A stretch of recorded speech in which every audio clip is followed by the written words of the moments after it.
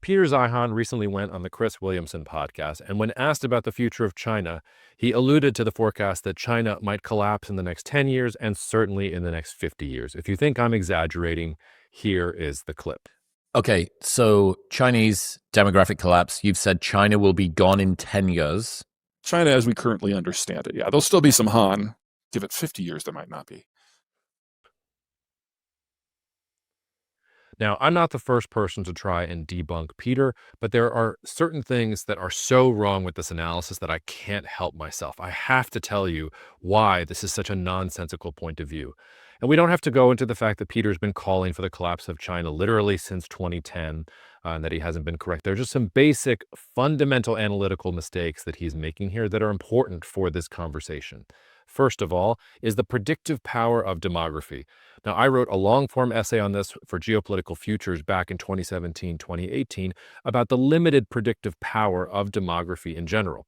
I used at least two historical examples to prove this. I looked at Germany in the 1920s and the early 1930s first. Now, Germany was a country that had arguably the worst population pyramid demographic chart you've ever seen in your entire life.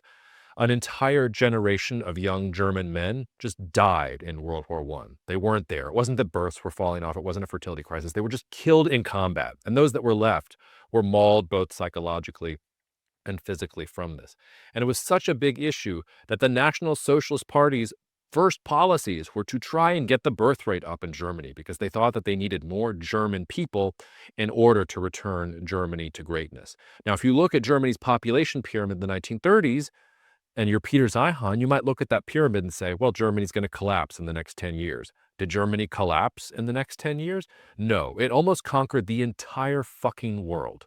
And if it hadn't been for Japan attacking Pearl Harbor, maybe they actually achieved their goal, at least of conquering most of Europe and wide swaths of what was then the Soviet Union. So if you just read the demographics of Germany, it didn't actually tell you that they were going to collapse. It told you that they were about to embark on an absolutely huge campaign of expansion because, in part, their demographics drove them to do it.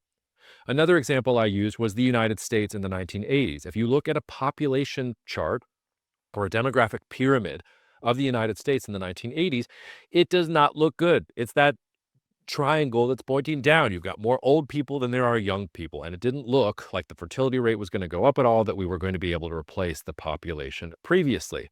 Did the United States collapse in on itself as a result of its bad demographic profile? The exact opposite. The Soviet Union collapses. The United States wins the Cold War. We get the unipolar era and the dot-com era. We're all listening to Third Eye Blind and wearing fanny packs and everything else. Now, part of that was because of the United States' ability to attract immigrants. Part of that was just that it actually didn't matter all that much. Demographics did not predict that things were going to go badly for the United States going forward. If you look at a population chart of China today or in the last couple of years, it looks an awful lot like the United States in the 1980s, and it actually looks better than Germany did in the 1920s and 30s. To look at that chart and say, oh, China's going to collapse in 10 years, or in Peter's words, there's going to be no Han Chinese left in 50 years, it's just farcical. That's not analysis. And if you look at how demographics play out, that's not how demographics work. Okay, the second point is the level of hubris that is necessary to make a call like that. Now, all analysts, myself included, have to have a certain degree of hubris because we have to have enough confidence to put a take out there. And when we are wrong, and we are all inevitably wrong, we have to still come back with the next take. I don't get to stop doing analytical work just because I was wrong about Russia and Ukraine. I didn't think Russia was going to invade Ukraine. I've got a nice piece of humble pie cooking in my oven right now for it. I've made tons of mistakes in my career in general, but the mark of an analyst is somebody who can correct as quickly as possible and learn from those mistakes. It's a different degree of hubris, though, to say, you know what, I'm going to look into my crystal ball and I'm going to be able to figure out, based on a demographic trend today, what demographics in this country are going to look like 10 to 15 years down the road. Think about what that means in real personal terms. That means that someone like Peter is saying, I know how many babies Chinese women are going to choose to have over the next 10 to 15 years, and I know how that's going to affect society. Most people don't even know what they're having for breakfast tomorrow. You've got entire disciplines that are down to trying to forecast human behavior, and it is incredibly hard to do so. And yet, We're going to look at a demographic pyramid chart and say, we know what the demographics of China is going to look like 10 years from now. Now, one of the reasons that China is in this situation in the first place is because if you go back to the 1960s and 1970s, what was intellectually in vogue then was the idea of the population explosion, that we had too many people and not enough resources to feed them. And so China looked at this and said, you know what? We need a one-child policy. Chinese parents are only going to be allowed to have one child because we need to conserve resources for this population explosion that is coming. Like the notion of using demographics to predict China's collapse, the population explosion proved to be wrong. It proved to be sensationalism. But China enacted this huge policy where they limited the number of children that people could have. And that's one of the reasons their demographics look so bad compared to other people. But what is the Chinese government doing now? Well, it's rolling out massive subsidies to try and encourage Chinese people to have more and more babies to the tune of roughly $1,500 per child. So the other part of this is I just did a podcast with Barbara Demick. She was talking about, the name of the book is Daughters of the Bamboo Grove, and she was talking about the impact of the one-child policy on the average Chinese person. And one of the things I thought that was amazing about her book was there were so many stories of rural Chinese families defying the one China policy, having 2, 3, even 4, 5, 6 children. To the point where you had the equivalent of Chinese Family Services kidnapping those children and sending them to the West to be adopted. Now, Peter, in this podcast with Chris Williamson, says not only do China's demographics suck, he also says that China has miscounted its own population to the tune of roughly 100 to 300 million people, and that the Chinese population is just hopelessly shrinking and won't be around for that long, and we're leading to societal collapse. Who do I trust? Do I trust armchair analysts making prognostications about the fertility of Chinese women and about how statistics are counted in China? Or do I trust the journalist who was on the ground in rural China talking to families during the height of the one-child policy who had 4, 5, and 6 children? Those are both anecdotal pieces of data, but I would prefer the journalist who shows me that Chinese people might have actually been having more children than we could have possibly known rather than less. So if you're thinking about the reliability of Chinese statistics, just understand that it cuts both ways. The third problem that I have with this analysis is that China is not the only country dealing with negative-looking demographic profiles. Many European countries look like this. Japan and South Korea are ahead of China on this. Now, if you're a reasonable analyst, you could say, okay, Jacob, but in a country like Japan, where you're right, the fertility rate is lower and where population is going to shrink faster, GDP per capita is higher than it is in China. Japan was able to achieve a higher level of wealth, so as economic growth begins to slow down, there's not going to be the same societal upheaval as there is in a place like China, where you've got hundreds of millions of people who are basically living like peasants in the interior of the country, even as you have this massive increase of wealth among the coastal elites. And here's the thing. Japan doesn't have hundreds of millions of peasants that they can go rely on. South Korea doesn't have hundreds of millions of peasants it can go rely on. Maybe it has North Korea and unification, but that's another rabbit hole for another time. I would be the first to admit that China's probably not going to have much success in passing something like a 3-child policy or attracting immigration. But the game for China to deal with its demographics is not necessarily to have more children or to bring more people into the country. It is to take those hundreds of millions of people in the interior, and let's even take Peter's point. Let's say that the Chinese did overcount it by 100 million. We're still talking about hundreds of millions of people. We're talking about people making something less than $10 a day, and we're talking about numbers that are bigger than the entire US middle class. And if the Chinese government can get those people to start spending more money on made-in-China air conditioners and made-in-China sofas and made-in-China AI products and bicycles and everything else, what do they need to have a bunch of babies for in the next 5 to 10 years? What they need to do, ironically for a communist country, is to make the country a little bit more equal when it comes to wealth distribution and get the interior of their economy consuming again. That is the type of huge advantage that most countries with negative demographic profiles don't necessarily have. So the hope is not lost for China, and they actually have some options here in general. Last but not least, I think if you're thinking of the world simply through the prism of more people equals economic growth, I think you're guilty of looking backwards. And I know this is hard because modernity in some sense is defined as more people, more food, more products, more growth, more consumption.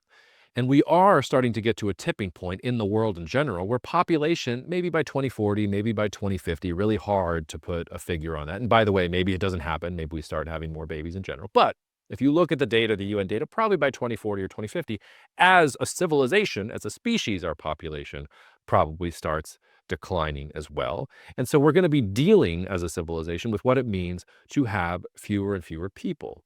And what that means is that there are going to be technologies that are going to be necessary to deal with the lessening of the people that we have around us. I think one of the most underreported stories of 2025 is that inside of China, Chinese manufacturing workers are losing their jobs, not to Indians, not to Ethiopians, not to other low-cost producers that are stealing market share as China ascends global value chains and their wages go up. They're losing their jobs to robots. 1 out of every 2 industrial robots that is installed in the world today is installed in China. And when you look at countries like China, like Japan, one of the reasons they have been at the forefront, not just of artificial intelligence, but of robotics and automation and Internet of Things, is because they know that they're going to actually need robots to fill the roles that human beings are playing much quicker than, say, we do in the United States, where we can still rely on migration or where our fertility rates are a little bit higher than a country like China or Japan's is in general. So if we're thinking about what the future of the economy looks like, and if we are bullish on things like robotics and AI and automation and the way that's going to increase growth and productivity, maybe it's a little bit antiquated to keep on going back to just the population line figure. India is a great example of this, by the way. Sure, quantity has a quality all of its own, but if you have a billion plus people, and if your GDP per capita is somewhere at the level of Hades, one of the most impoverished countries in the world, there's going to be a limit to how much power and wealth you can have in general. So the trick for China maybe is not necessarily grow more. It might be, well, how do we temper growth? How do we match our growth with where our society is at this moment? And how can we use technology to pick up the slack for some of the holes that are going to emerge in our economy in general as a result of what Peter has identified as a serious demographic issue that they're definitely going to have to deal with over the next 5 to 10 years. Now, Peter has some good points. And I'm not saying that some of the things Peter talks about aren't possible. Is it possible that the top of China's political leadership is incredibly brittle and that Xi Jinping, God forbid, could have a heart attack or slip on a banana peel and that would sort of send Chinese politics into a complete and total tizzy? Of course it's possible. Is it possible that Xi Jinping is not able to redistribute wealth quickly enough to the peasants in the interior and they rise up and try and throw him down? Or is it possible that the wealthy coastal elite factions or that the PLA decide that Xi Jinping is taking their goodies and they want to chop his head off and put in somebody who is going to be more amenable to their interests? Absolutely. And could demographics be part of crafting the scenario analysis or the forecast that says that China is going to have serious populist unrest over the next 15 years? Absolutely. Is that my most likely scenario? No, not at all. Is it possible? Absolutely. It's on my decision tree. It is one of the possibilities that I look at all the time. I spend a lot of time looking at it because I am more bullish on China. So I need to read the opposite side of my argument. I need to understand how I'm wrong and the ways that things could go wrong in general. So there are lots of points in Peter's analysis about China that absolutely are true and that ring true and have rang true since 2010. The problem is he then glams on to this demographic data and makes a prognostication that there's not going to be China in 10 years, the way that we know it, whatever that means, or there's not going to be Han Chinese people in the next 50 years. And in that sense, all he's really doing is he's absorbing dread with his narrative, and he becomes effective at the proportion to the amount of certainty he can project to the person that he's talking to, which is one of the reasons that he's built up sort of a cultish following where people look at Peter and say he's going to make all these predictions, even though he's been wrong about them. You even get people who are watching him just to see whether he's wrong or not. And here's the part where I want to say, you might think that I dislike Peter or anything like that. Actually, the opposite. I worked with Peter. I was a sniveling little intern back in the day at Stratfor when he was a senior analyst at Stratfor. I don't even know if Peter has good feelings about me based on what a little annoying twerp I was at the time when I was working at Stratfor. But I've always admired Peter. In some small way, he played a part in me choosing geopolitics as a career. He has always been an inspiring and an engaging thinker, and he makes me think differently about the world. But when it comes to this, when he starts making these grand claims based on data that is pretty shoddy and which just doesn't do a good job of incorporating a lot of different risk points, well, I think he's just pulling the wool over everybody's eyes. And so If Peter watches this, I hope Peter knows lots of respect, and I'd love to have you on my podcast to debate this in a meaningful way. People like Chris Williamson, Joe Rogan, they don't have the data to go at you and push back and say, okay, but what about this? What about that? If you're open for it, I'd love a forum to talk to you about it. But in general, as Peter gets attention, precisely because he is absorbing the dread and he's giving this narrative with absolute certainty, understand that this myth about Chinese demographics and how it's going to lead to China's collapse in the next 5 years, yes, it's possible, but it's incredibly low probability. And we have so much more data out there that says at the very, very minimum, we should be approaching this sort of forecasting with a lot more humility. And I would also argue that the grand swath of Chinese history over the past roughly 75 to 100 years is a country that scholars have continually said is not going to perform well, and then China continues to surprise everyone to the upside. I personally would not be wanting to bet against China when it comes to some of these things. I would be betting that they will figure out how to do these things going forward, but that's where the interesting part of the conversation happens. That's where the analysis happens. That's where the back and forth and the type of dialogue that we need actually lives. But we never get there at this point in our discourse because all we talk about is, oh my God, there's a demographic pyramid. China is going to collapse. The point of analysis is not to express an ideology. It's not to look smarter than somebody else. It is to try and get a semblance of truth. It is to try and see the world as it is for however fleeting a moment, because the world will change a week from now. You can maybe put your finger on the pulse today and get some truth today. Things might change a week from now based on technology or something else that happens. But the act of analysis is the act of trying to find something that is true, which is to say, as it is today. And when we talk about China collapsing in 10 years because of a demographic pyramid, that's not analysis anymore. I don't know what that is, but it does nothing to help us understand what is going on in the world today, and arguably the world's most important country and the country that is mapping the next stage of modernity, to steal from my friend Kaiser Kuo, in the world today, which is China.